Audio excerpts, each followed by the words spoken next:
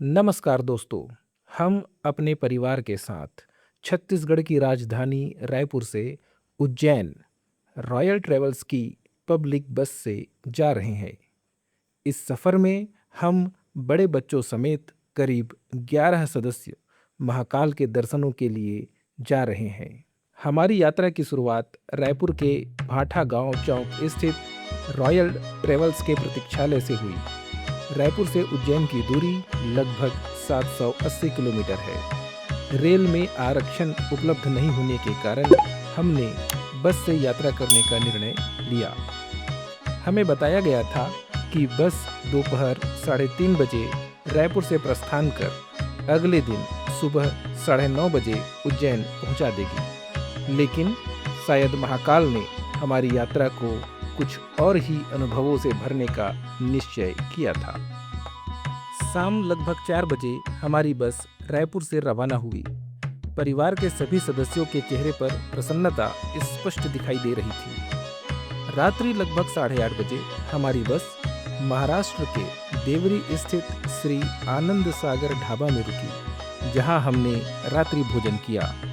किंतु यात्रा का सबसे अप्रत्याशित अनुभव अभी शेष था। रॉयल बस बहुत घटिया है, बहुत खराब है। ये दुनिया की सबसे गंदी बस है। ऐसा क्यों बोल रहे हैं आप? क्योंकि यहाँ बस पहले तो हमने नीचे फिर ऊपर का हो गया, उसके बाद बीच में बस खराब हो गया। हमको उज्जैन जाना था। बताइए मैडम, ये बस के बारे में आपका क्या कहना है? बहुत घटिया तरीके से पहले तो हम लोग का सब सीट को ऊपर नीचे सब इधर उधर कर दिए और सवेरे पता चल रहा है कि गाड़ी का कुछ खराब हो गया है। हम लोग दूसरे से फिर बैठ करके फिर हम लोग उज्जैन यात्रा जाएंगे। बहुत घटिया बस है, कोई मत जाए इस बस में। भोपाल से लगभग 20 किलोमीटर पूर्व बूंदी नामक स्थान पर हमारी बस अचानक खराब हो गई। बस संचालकों ने बताया कि इसे ठीक होने में लगभग 6 घंटे का समय लगेगा और उनके पास कोई वैकल्पिक व्यवस्था उपलब्ध नहीं थी। हमने अतिरिक्त व्यय कर पहले एक अन्य बस से भोपाल और वहां से तीसरी बस द्वारा देवास होते हुए उज्जैन पहुंचने का निर्णय लिया। वर्षों बाद ऐसा अवसर आया था जब हमें अपने गंतव्य तक पहुंचने के लिए 3 अलग अलग बसों का सहारा लेना पड़ा। इस पूरी घटना के कारण हम लगभग 6 घंटे विलंब से उज्जैन पहुंचे। लेकिन कहते हैं कि जब महाकाल बुलाते हैं तो मार्ग की कठिनाइयां भी उनके प्रसाद के समान स्वीकार्य हो जाती है।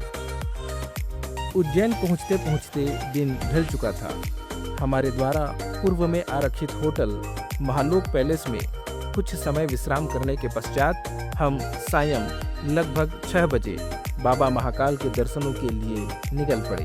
उज्जैन, जिसे अवंतिका और उज्जैनी के नाम से भी जाना जाता है, यह भारत के 7 मोक्ष प्रदान करने वाले पवित्र नगरों में से एक है। शास्त्रों में इसे पृथ्वी का नाभि देश कहा गया है। यहाँ केवल भगवान महाकाल ही नहीं, बल्कि माँ हरसिद्धि, काल भैरव, मंगलनाथ, गढ़कालिका और श्री कृष्ण की विद्यास्थली संदीपनी आश्रम जैसे अनेक दिव्य स्थलों का दर्शन प्राप्त होता है। हमारा होटल नीलकंठ द्वार से पैदल दूरी पर स्थित था, इसलिए हम पैदल ही महाकाल लोक की ओर चल पड़े। मार्ग में बड़ी संख्या में होटल्स हैं। सुबह की व्यस्त यात्रा के कारण हम भोजन नहीं कर पाए थे, इसलिए मंदिर जाने से पूर्व हमने रुद्राक्ष होटल में स्वादिष्ट नाश्ता किया और उसके पश्चात नीलकंठ द्वार से महाकाल लोक में प्रवेश किया। नीलकंठ द्वार में प्रवेश करते ही श्रद्धालुओं की अपार आस्था का प्रथम दर्शन होता है। यहाँ लड्डू भोग प्रसाद काउंटर तथा शीघ्र दर्शन की व्यवस्था उपलब्ध है। यद्यपि शीघ्र दर्शन के माध्यम से कम समय में भगवान के दर्शन किए जा सकते हैं, किंतु हमारे मन में यह नैतिक आग्रह था कि हम सामान्य श्रद्धालुओं की भांति ही बाबा महाकाल के दर्शन लाभ प्राप्त करें। अतः हमने सामान्य दर्शन मार्ग का चयन किया और महाकाल लोक की दिव्य यात्रा पर आगे बढ़ चले।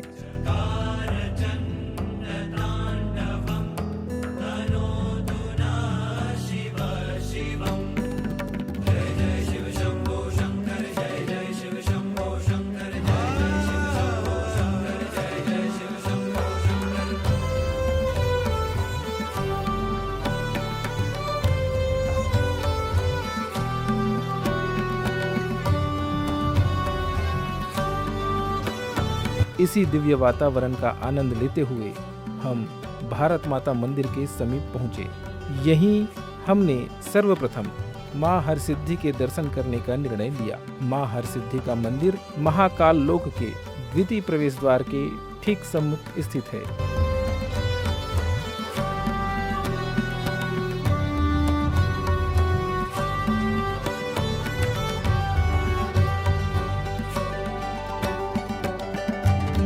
महाकाल लोक में प्रवेश करते ही ऐसा प्रतीत होता है मानो शिव महापुराण के पृष्ठ साकार होकर हमारे समक्ष उपस्थित हो गए हों। भव्य स्थापत्य कला, विशाल प्रतिमाएं, मनमोहक प्रकाश व्यवस्था और चारों ओर गूंजता हर हर महादेव का जय घोष संपूर्ण वातावरण को शिवमय बना देता है। महाकाल लोक केवल एक कॉरिडोर ही नहीं बल्कि भगवान शिव की अनंत लीलाओं का सजीव एवं दिव्य दर्शन है।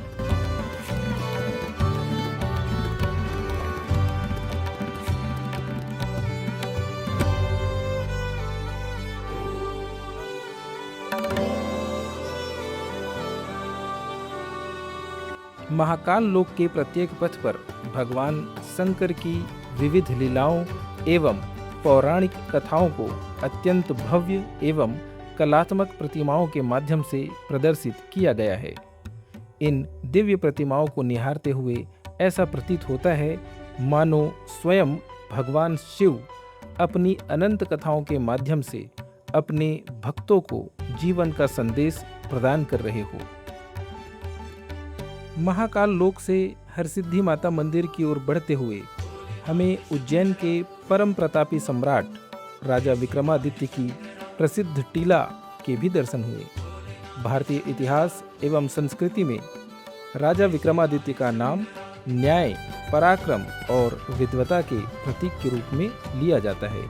उनकी स्मृतियों को अपने हृदय में संजोते हुए हम माँ हरसिद्धि के दिव्य दरबार में पहुँच गए। माँ हरसिद्धि का यह पवित्र मंदिर देश के सर्वाधिक प्रसिद्ध शक्तिपीठों में से एक माना जाता है।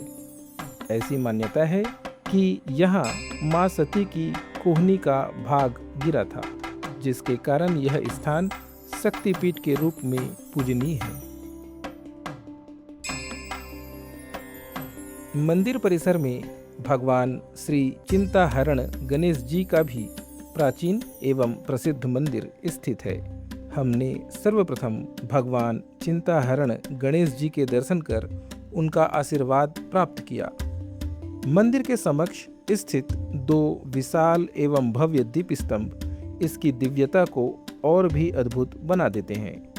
दीपों की स्वर्णिम आभा, मंदिर परिसर में गूंजती आरती और भक्तों की अपार श्रद्धा ने उस क्षण को हमारे लिए अविस्मरणीय बना दिया। भक्तों की लंबी कतार और अपार भीड़ के बीच अंततः हमें माँ हरसिद्धि के दिव्य दर्शन का सौभाग्य प्राप्त हुआ। माँ के श्री चरणों में अपनी श्रद्धा एवं प्रणाम अर्पित कर हम पुनः महाकाल लोक लौट आए। अब वह क्षण समीप था जिसकी प्रतीक्षा हम इस संपूर्ण यात्रा के प्रारंभ से ही कर रहे थे। विश्व प्रसिद्ध ज्योतिर्लिंग भगवान श्री महाकालेश्वर के दर्शन का। बाबा महाकाल के दिव्य दर्शन का अनुभव शब्दों में व्यक्त कर पाना संभव नहीं है।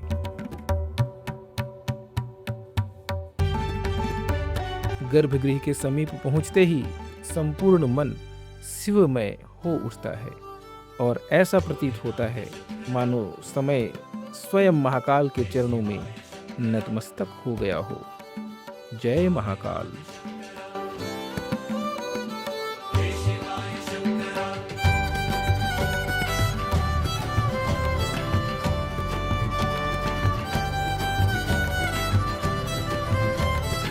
महाकाल लोक की दिव्यता को पुनः अपने हृदय में संजोते हुए हम धीरे धीरे अपने होटल की ओर लौट चले। हर हर महादेव। रात्रि विश्राम के पश्चात अगले दिन प्रातः हम एक वाहन किराए पर लेकर भगवान श्री कृष्ण की विद्यास्थली परम पूज्य महर्षि सांदीपनी आश्रम के दर्शन के लिए निकल पड़े। जब हम आश्रम पहुँचे तो सामान्य दिनों की अपेक्षा यहाँ श्रद्धालुओं की अच्छी खासी भीड़ थी। महाकालेश्वर मंदिर से लगभग 7 किलोमीटर की दूरी पर क्षिप्रा नदी के पावन तट के समीप स्थित यह वही पवित्र स्थान है जहाँ स्वयं भगवान श्री कृष्ण, उनके अग्रज बलराम और परम मित्र सुदामा ने महर्षि सांदीपनि जी से शिक्षा ग्रहण की थी। आश्रम परिसर में स्थित कुंडेश्वर महादेव मंदिर भी अत्यंत दिव्य और प्राचीन है। यहाँ लगभग 6000 वर्ष प्राचीन शिवलिंग स्थापित होने की मान्यता है। सबसे पहले हम उस भव्य गैलरी में पहुँचे जहाँ भगवान श्री कृष्ण को विविध कलाओं एवं विद्याओं की शिक्षा ग्रहण करते हुए अत्यंत सुंदर एवं जीवंत चित्रों के माध्यम से दर्शित किया गया है।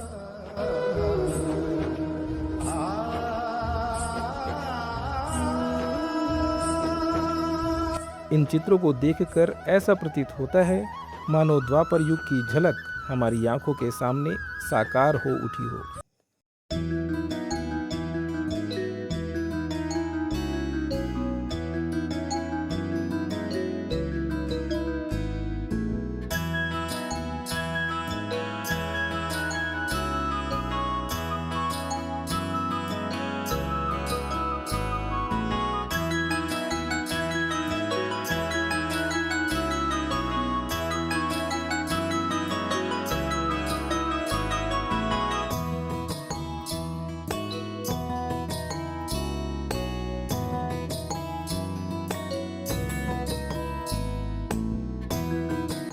गैलरी से बाहर निकलकर हम गोमती कुंड पहुँचे।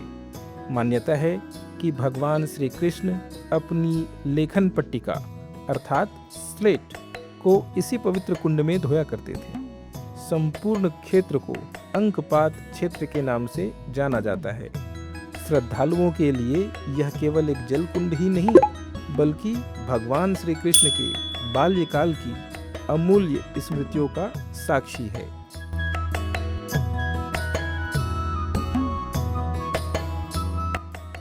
पौराणिक मान्यताओं के अनुसार कंस का वध करने के पश्चात भगवान श्री कृष्ण ने मथुरा का समस्त राज्य अपने नाना महाराज उग्रसेन को सौंप दिया था। इसके उपरांत वसुदेव एवं देवकी ने उनका यज्ञोपवीत संस्कार संपन्न कर 11 वर्ष 7 दिन की अवस्था में उन्हें महर्षि सांदीपनि के आश्रम में विद्या अध्ययन हेतु भेजा। कहा जाता है कि भगवान श्री कृष्ण ने यहाँ 18 दिनों में 18 पुराण, 4 दिनों में चारों वेद, 16 दिन में 16 कलाओं सहित मात्र 64 दिनों में 64 कलाओं का ज्ञान प्राप्त किया था। यहीं उनकी भेंट सुदामा से हुई।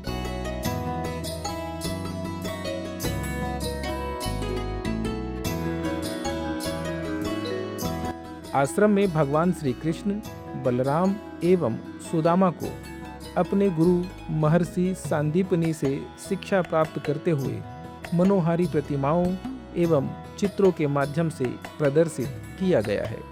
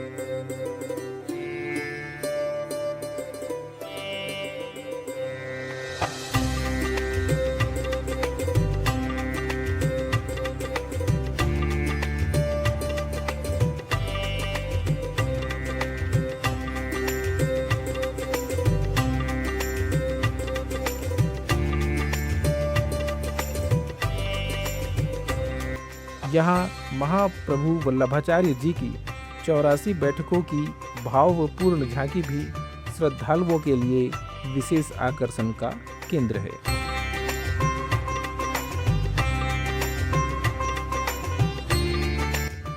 महर्षि सांदीपनी आश्रम के दर्शन के पश्चात हम उज्जैन के एक और दिव्य एवं अद्भुत तीर्थ मंगल ग्रह के जन्म स्थान माने जाने वाले बाबा मंगलनाथ मंदिर के लिए प्रस्थान कर गए।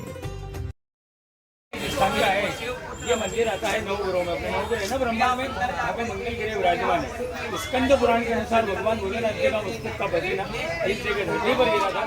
धरती जी के गर्भ से मंगल की उत्पत्ति हुई है 3 रूप में, इसलिए इनको धरती पुत्र कहा जाता है। अभी आप अंदर जाएंगे धरती माता का दर्शन करने को मिलेगा, और यहाँ पे धरती माता के दर्शन करने से भारत भूमि के दर्शन का महत्व माना गया है। अभी तक अपन लोग जितने भी शिव को मंदिर जाते हैं, शिव का वाहन देखते नंदी जी, यहाँ पे आपको भेड़ का सवारी देखने को मिलेगा इस प्रकार से। और भेड़ की सवारी होने का कारण है बाबा महामंदिर में वृश्चिक राशि के स्वामी के 9 ग्रहों के सेनापति। ये जो मंदिर बना है पूरे भारत के नाभि स्थल पर, आप लोगों ने कर्क रेखा का नाम तो सुना होगा। कर्क रेखा भी इसी मंदिर से गुजरती है, महाकाल से सोमनाथ गुजरात। आप लोगों ने ये भी सुना होगा इसी जातक की कुंडली में मंगल विराजमान होते हैं, उनकी कुंडली मंगलिक की जाती है। और जो बच्चा बच्ची मंगलिक होते हैं ना, उनके हाथों से इस मंदिर के अंदर विशेष पूजन किया जाता है। इसके बाद उनके जीवन के सारे कार्य सुचारू रूप से संपन्न होते हैं। महाकालेश्वर मंदिर से लगभग 8 किलोमीटर की दूरी पर क्षिप्रा नदी के पावन तट पर स्थित यह मंदिर भगवान मंगलनाथ को समर्पित है।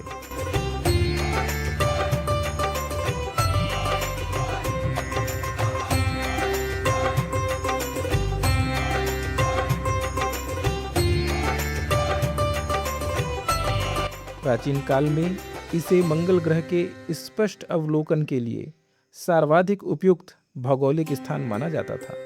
ऐसी भी मान्यता है कि यह स्थान कर्क रेखा और पृथ्वी से गुजरने वाली शून्य रेखा के प्रतिच्छेदन क्षेत्र में स्थित है, जिसके कारण इसका ज्योतिषीय एवं आध्यात्मिक महत्व और भी बढ़ जाता है।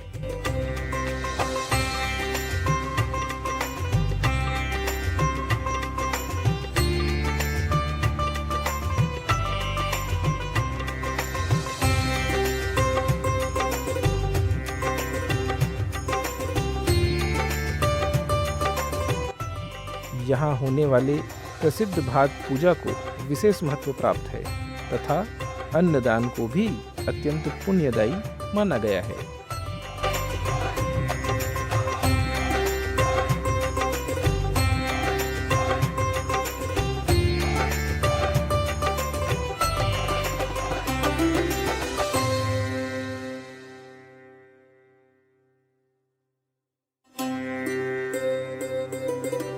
उज्जैन को भगवान महाकाल की नगरी कहा जाता है, इसलिए यहाँ भगवान मंगलनाथ की शिव रूपी प्रतिमा का पूजन किया जाता है।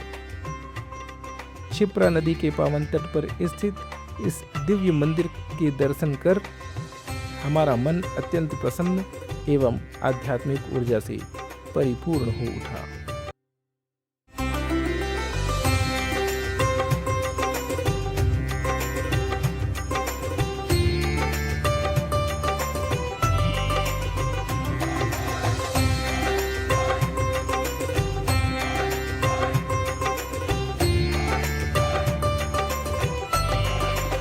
पुराणों में उज्जैन को मंगल ग्रह की जननी कहा गया है।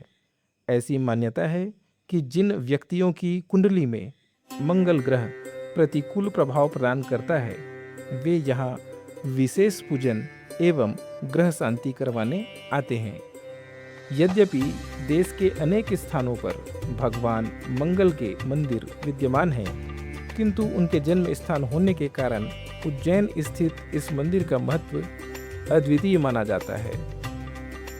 लोक मान्यताओं के अनुसार यहाँ विधिवत ग्रह शांति एवं पूजा अर्चना करवाने से मंगल ग्रह के अशुभ प्रभावों का निवारण होता है और जीवन में सुख शांति एवं मंगल का आगमन होता है।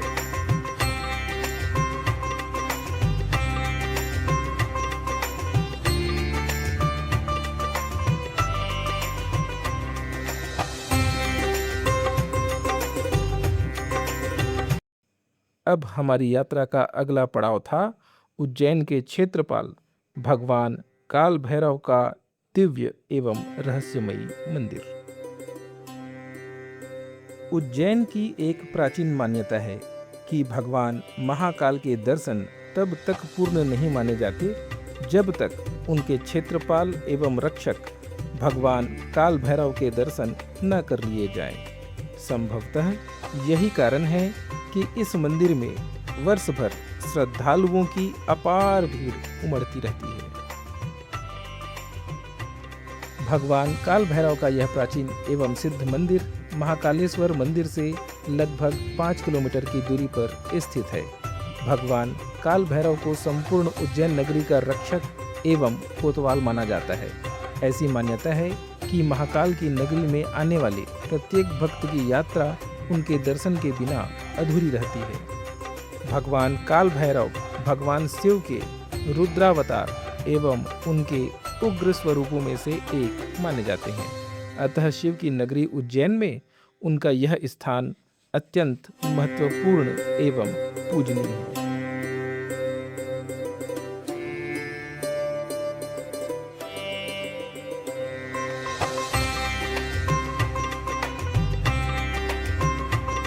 मंदिर का आध्यात्मिक वातावरण मन को अद्भुत शांति एवं श्रद्धा से भर देता है। भगवान काल भैरव के दर्शन के पश्चात हम अपनी गाड़ी में बैठकर आज के अंतिम पड़ाव मां गढ़कालिका के दर्शन के लिए प्रस्थान कर गए।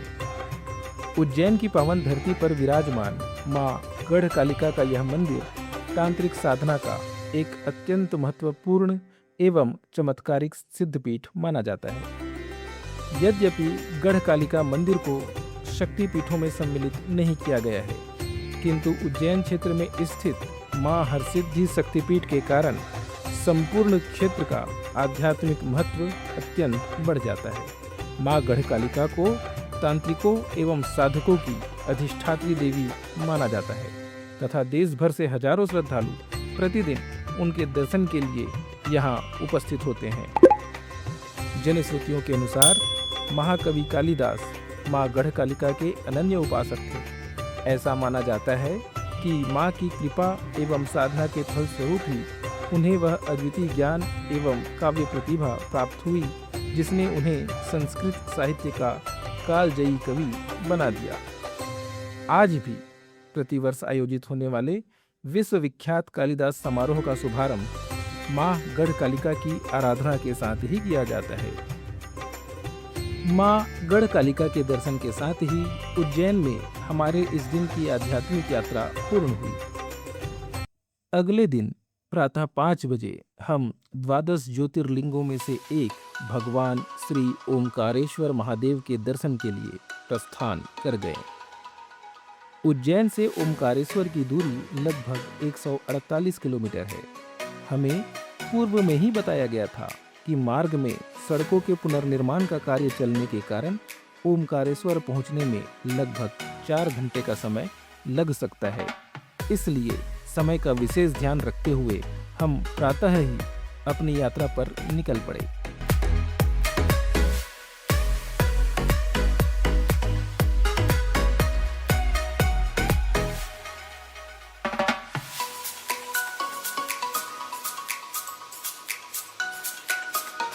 इंदौर पार करने के पश्चात हमारी गाड़ी प्रातःकालीन नाश्ते के लिए आदिश्वर ढाबा में रुकी।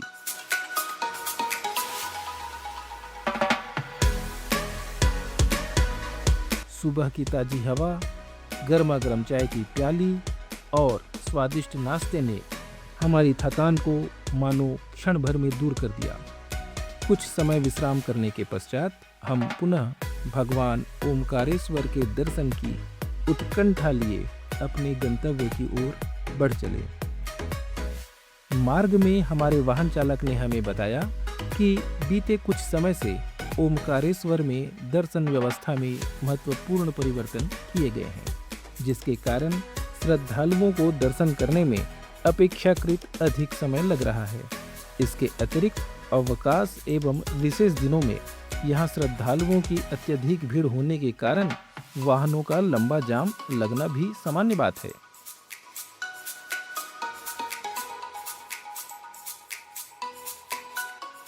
क्योंकि हमारी रायपुर वापसी के लिए उसी दिन शाम 5:30 बजे इंदौर से बस निर्धारित थी, इसलिए उन्होंने हमें स्पष्ट रूप से दोपहर 1 बजे तक किसी भी स्थिति में वहां तक वापस पहुंचने की समय सीमा से अवगत करा दिया।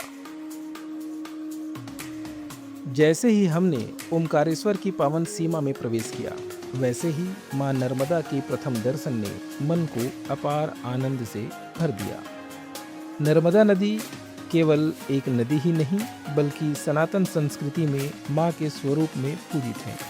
उनके पावन तट पर स्थित भगवान ओमकारेश्वर का यह ज्योतिर्लिंग करोड़ों श्रद्धालुओं की आस्था का केंद्र है।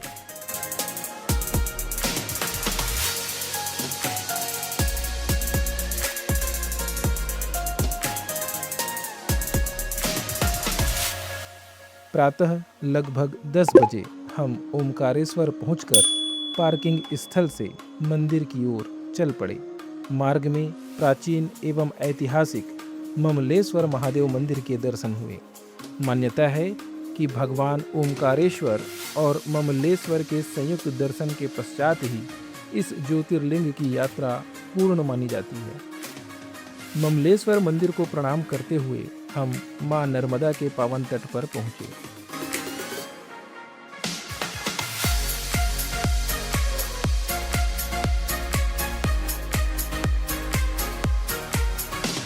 नर्मदा नदी के उस पार स्थित भगवान ओमकारेश्वर मंदिर के प्रथम दर्शन ने हमारे हृदय को अद्भुत आनंद एवं श्रद्धा से भर दिया। दूर से ही मंदिर के शिखर को निहारते हुए ऐसा प्रतीत हो रहा था मानो स्वयं भगवान शिव अपने भक्तों को अपने श्री चरणों में आमंत्रित कर रहे हों। इसके पश्चात हम मां नर्मदा की पावन धारा पर नाव में सवार होकर मंदिर वाले घाट की ओर प्रस्थान कर गए।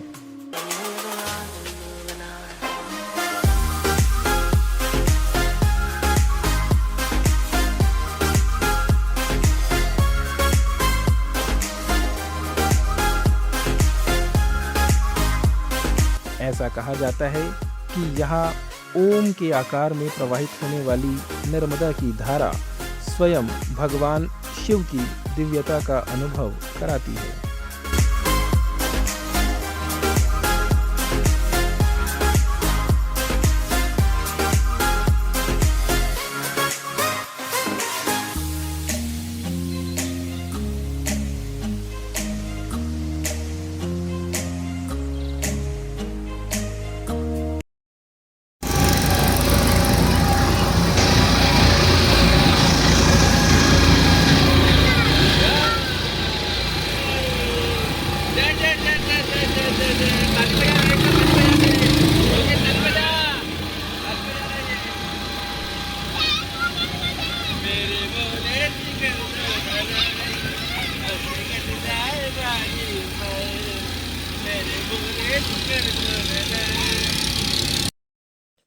मंदिर पहुंचने पर स्थानीय दुकानदारों ने हमें बताया कि अवकाश का दिन होने के कारण आज श्रद्धालुओं की संख्या सामान्य दिनों की अपेक्षा कहीं अधिक है। बाबा के दर्शनों की लालसा लिए हम दर्शन की पंक्ति में सम्मिलित हो गए।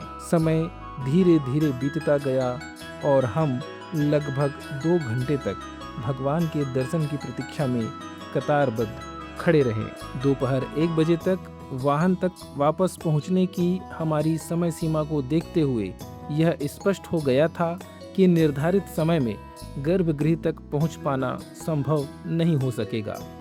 एक ओर भगवान ओमकारेश्वर के दर्शन की तीव्र अभिलाषा थी, तो दूसरी ओर अपने परिवार के साथ सुरक्षित एवं समय पर इंदौर वापस पहुंचने का उत्तरदायित्व भी था। अंततः भारी मन से हमने कतार से बाहर आने का निर्णय लिया। मंदिर के समीप खड़े होकर दूर से ही भगवान ओमकारेश्वर महादेव को श्रद्धापूर्वक प्रणाम किया और उनकी कृपा एवं आशीर्वाद की कामना करते हुए वापसी के लिए चल पड़े।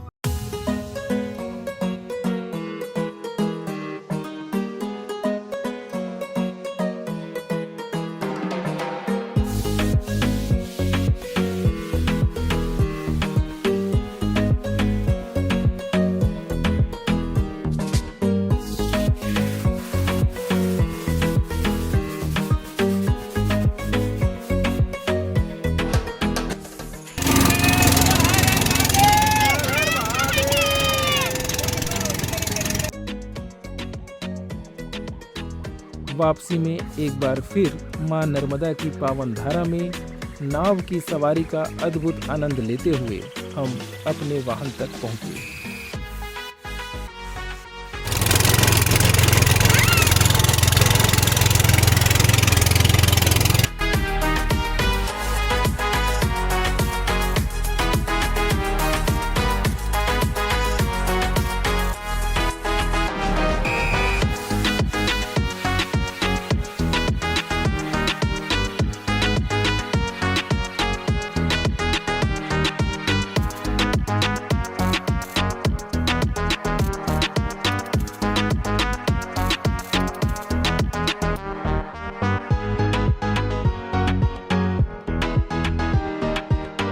निर्धारित समय अनुसार दोपहर 1 बजे तक हम इंदौर के लिए प्रस्थान कर चुके थे। इस बार रायपुर वापसी के लिए हमारी यात्रा हंस ट्रेवल्स की बस से थी। यह बस अपेक्षाकृत अधिक आरामदायक थी। हम अगले दिन प्रातः लगभग 11 बजे सकुशल रायपुर पहुंच गए। इसके साथ ही हमारी उज्जैन ओमकारेश्वर की यह अविस्मरणीय आध्यात्मिक यात्रा संपन्न हुई। इस यात्रा ने हमें केवल मंदिरों के दर्शन ही नहीं कराए, बल्कि यह भी सिखाया कि आस्था केवल मनोकामनाओं की पूर्ति का नाम नहीं है, बल्कि भगवान की इच्छा को प्रसन्नता पूर्वक स्वीकार करने का नाम भी है। कभी कभी अधूरे प्रतीत होने वाले क्षण भी जीवन की सबसे सुंदर स्मृतियां बन जाते हैं। महाकाल की कृपा, मां नर्मदा का आशीर्वाद और भगवान ओमकारेश्वर का पुनः बुलावा हमारे जीवन में सदैव बना रहे।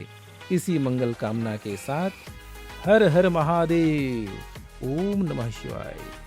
गाइस, अगर आपको हमारी चैनल दुनियादारी पसंद आए तो उसे लाइक करें, सब्सक्राइब करें, शेयर कीजिए। Thank you.